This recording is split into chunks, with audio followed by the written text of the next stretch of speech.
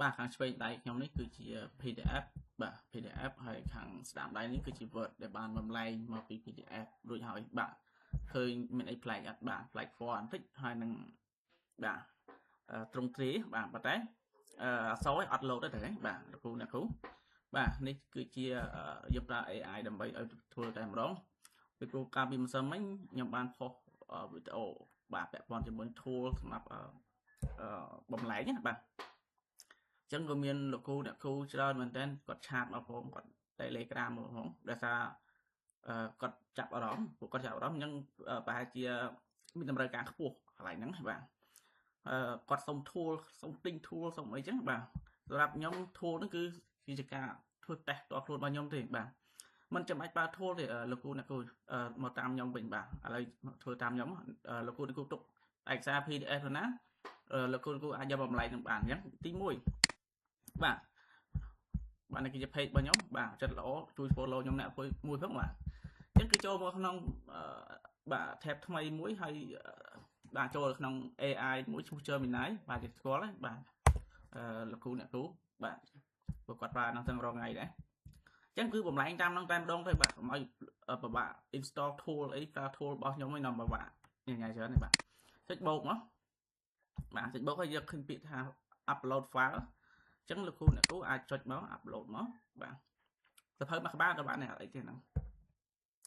បាទនេះ PDF បាទថាទៅស្មុកស្មាញជាងគេគឺមានអក្សរដែលមានលេខក្រេបាទដូចម៉ែត្រគីបឬក៏ say order ហ្នឹងគឺអាលេខទូចគឺមានភាពស្មុកស្មាញហ្នឹងថា fix ចឹង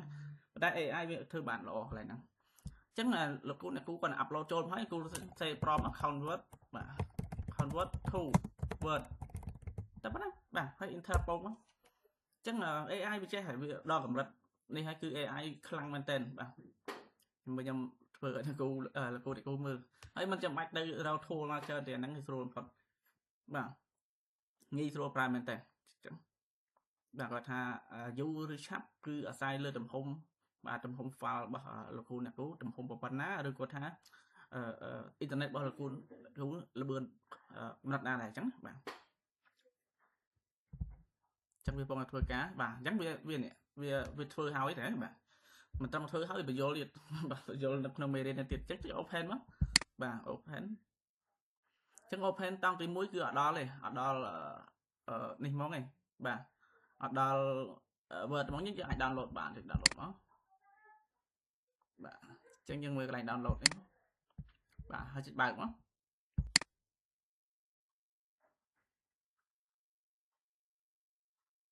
បាទយើងរងចាំបន្តិចបាទនេះដូចជាมันមានអីផ្លៃតែវាធ្វើការបានល្អបាទតាមខ្ញុំដឹងបាទអញ្ចឹងគឺមិនបាច់រក tool មកវិញឆ្ងាយប្រើតែ AI យកតាមអស់បាទអញ្ចឹងលោកគ្រូអ្នកគ្រូអាចជួយ share វីដេអូដើម្បីឲ្យបាទលោកគ្រូអ្នកគ្រូឬក៏អ្នកផ្សេងទៀតគាត់ដែលមិនបានដឹងបាទឲ្យគាត់បាននេះផងពួកអីខ្ញុំជឿថាកន្លែងហ្នឹងគឺមានតម្រូវការខ្ពស់បាទ